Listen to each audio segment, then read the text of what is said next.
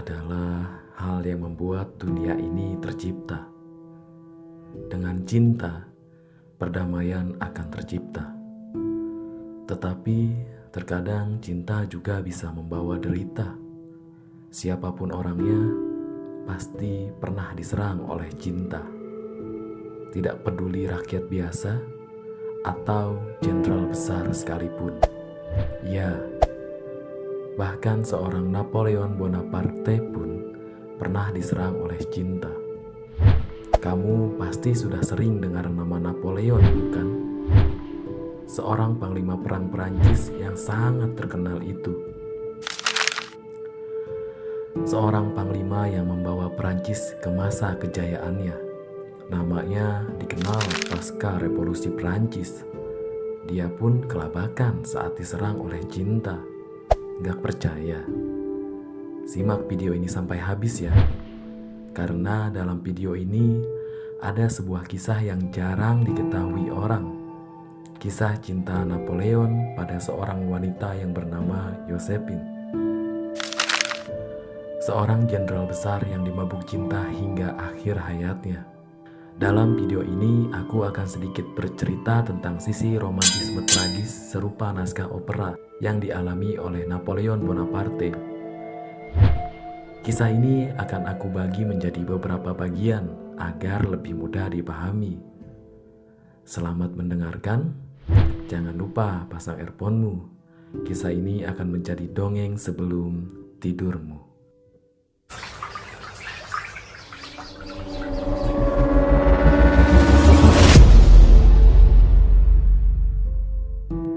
Awal pertemuan. Kisah ini dimulai pada tahun 1795 di sebuah pesta besar yang diselenggarakan aristokrat Prancis yang bernama Paul Barras.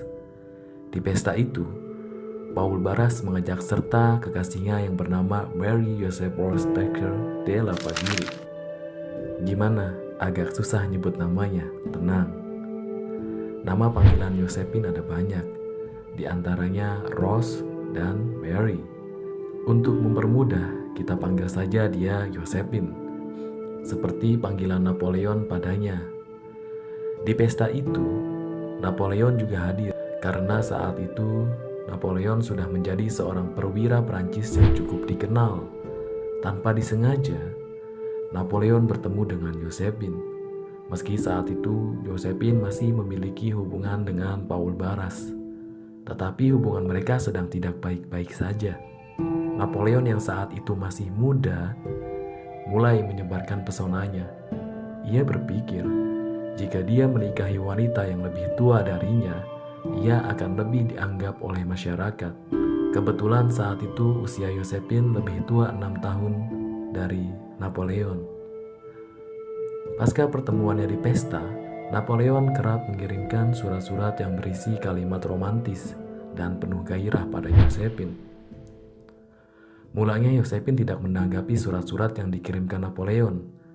Karena seringnya surat itu datang, hati Josephine pun tergoyah dan akhirnya mau membuka hati untuk Napoleon. Josephine sebelumnya sudah pernah menikah dengan seorang laki-laki yang bernama Alexander de Beauharnais. Dari pernikahan itu, Josephine mendapatkan 2 orang anak. Orang tua Josephine adalah seorang bangsawan yang gemar berjudi. Karena ia memiliki darah bangsawan, hal itu membuat ia mengenal banyak tokoh politik dan bisa menikah dengan Alexander de Beauharnais. Meskipun pernikahan itu harus kandas karena Alexander membuat kasus dan mendapatkan hukuman dari pengadilan Perancis. Kepercayaan diri dan daya tarik seorang panglima perang yang melekat pada diri Napoleon membuat Josephine akhirnya takluk dan mau menerima Napoleon. Napoleon Bonaparte pun melamar dan mempersunting Josephine pada bulan Januari 1796. 3 bulan berselang, tepatnya tanggal 9 Maret 1796, mereka pun menikah. Pernikahan dan kenaikan karir yang melesat. Pasca menikah, hubungan Napoleon dan Josephine sangat mesra, bahkan bergairah, hingga membawa pengaruh besar dalam karir Napoleon sebagai perwira perang. Di tahun-tahun pasca menikah, karir Napoleon melesat cepat. Ia mampu memimpin pasukan Prancis di medan perang. Di bawah pimpinannya, Prancis bisa menguasai Austria dan Prusia, sebuah prestasi yang semakin melambungkan namanya di bidang militer. Pada November tahun 1799, Napoleon terlibat dalam sebuah peristiwa yang dikenal sebagai Kudeta 18 Brumaire. Kala itu Napoleon berhasil menggulingkan direktori Prancis yang beranggotakan 5 orang. Direktori itu diganti dengan bentuk konsulat.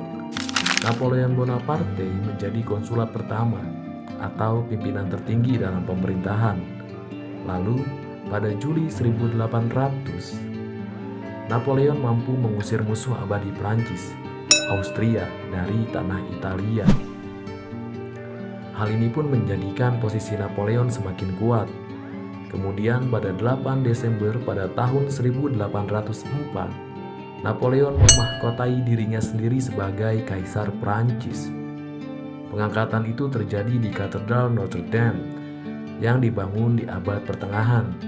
Di katedral yang dibuat pada abad pertengahan itulah sebuah upacara agung dilaksanakan dengan dipimpin oleh Paus Pius ke-7 yang datang jauh-jauh dari Roma.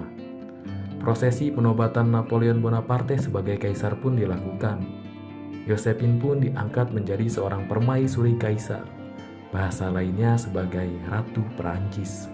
Sebagai kaisar, Napoleon Bonaparte mampu membawa Perancis menguasai sebagian besar wilayah Eropa.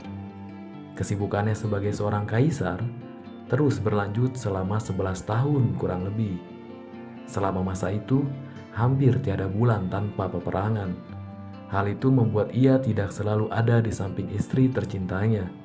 Romantisnya, meski ia jauh dari sang istri, Napoleon selalu mengirimi surat pada istrinya. Meskipun istrinya tidak selalu membalas surat yang dikirimkan Napoleon. Perceraian dan akhir hayat seorang kaisar. Sebagai seorang kaisar, Napoleon menjadi sangat sibuk. Terlebih, dia sangat ambisius untuk menaklukkan berbagai wilayah, sehingga ia tidak selalu dekat dengan sang istri. Seperti yang sudah aku katakan, meski jauh, ia selalu mengirimi surat untuk sang istri. Namun, karena sang istri yang kerap tidak membalas surat dari Napoleon, hal itu justru menjadi kerikil-kerikil kecil yang di kemudian hari menjadi sebab runtuhnya pernikahan sang kaisar. Dalam sebuah surat, Napoleon pernah menyatakan kegusaran hatinya pada sang istri. Berikut bunyi kalimat dalam surat tersebut. Aku menulis surat ini kepadamu, kekasihku, sangat sering, dan kamu menulisnya sangat sedikit. Kamu jahat dan nakal, tidak setia dan menipu suami yang menyedihkan. Seorang kekasih yang sabar. Tulisnya dalam salah satu surat. Jarangnya Josephine membalas surat dari Napoleon membuat Napoleon menjadi semakin curiga. Ia menduga sang istri berselingkuh dengan perwira lain. Napoleon pun mengancam akan menceraikan Josephine. Juga, Napoleon membalas istrinya dengan cara berselingkuh dengan wanita Mesir yang dijuluki sebagai Cleopatra Napoleon. Ia juga sempat dekat dengan wanita Polandia, dan pada akhirnya Josephine pun diceraikan pada 10 Januari tahun 1810. Diduga bukan hanya karena hal itu saja yang membuat mereka bercerai, tetapi alasan terkuat yang membuat Napoleon menceraikan Josephine karena Josephine tidak bisa memberikan pewaris atau keturunan untuk Napoleon. Hal itu diduga karena Josephine kerap mendapatkan teror setelah pernikahannya dengan Napoleon. Juga ada kabar yang mengatakan bahwa Josephine menjadi mandul akibat jatuh dari balkon pada tahun 1799. Karena hal itu, Napoleon Bonaparte semakin mantap untuk menceraikan Josephine. Setelah mereka berdua berpisah, mereka kembali ke kehidupannya masing-masing. Napoleon pun mempersunting seorang wanita bernama Mary Louise, cucu dari Raja Franz I Austria. Dari istrinya yang kedua, Napoleon memiliki seorang putra yang bernama Napoleon Francois Joseph Charles Bonaparte, atau yang lebih dikenal sebagai Napoleon II. Ketika di awal menikahi Josephine, karir Napoleon ikut memuncak. Sebaliknya, setelah bercerai dari Josephine, karirnya ikut meredup. Diketahui banyak peperangan yang gagal dimenangi oleh Napoleon. Yang paling terkenal, kekalahan Napoleon dari Kaisar Tsar I Rusia. Lalu kemudian, melihat pasukan Prancis yang mulai melemah, Inggris, Swedia, dan Austria menyatukan kekuatan untuk menyerang Prancis, sehingga menyebabkan Napoleon kalah dan diasingkan di Elba.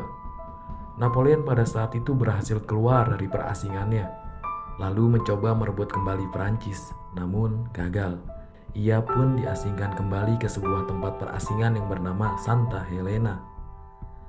Di tempat pengasingan itu akhirnya Napoleon menghembuskan napas terakhir. Peristiwa kematiannya sangat kontroversi. Banyak yang menduga kalau kematian Napoleon disebabkan karena diracun. Namun, sebagian mengaminkan kalau kematian Napoleon disebabkan kanker perut. Tetapi, ada satu peristiwa yang cukup romantis sebelum kematiannya. Konon, dikatakan bahwa sebelum kematiannya, Napoleon sempat menyebutkan sebuah nama. Ya, nama itu adalah Josephine, istri pertamanya. Hal ini membuktikan bahwa Napoleon tetap mencintai Josephine, meskipun mereka sudah bercerai sekalipun. Kesetiaan memang menjadi hal paling berharga dalam sebuah hubungan. Terkadang kita bisa dengan mudah memberikan barang-barang mewah kepada pasangan, namun sulit memberikan kesetiaan. Dari kisahnya Napoleon dan Josephine, kita belajar tentang kesetiaan dan kepercayaan. Saat kita memiliki kedua hal itu, perpisahan tidak akan terjadi kecuali oleh kematian. Kisah ini pun selesai. Jika kamu suka dengan kisah ini, bagikan kepada teman-teman, kekasih, atau sahabat. Ingat juga untuk menekan tombol berlangganan, karena dukunganmu sangat berharga bagi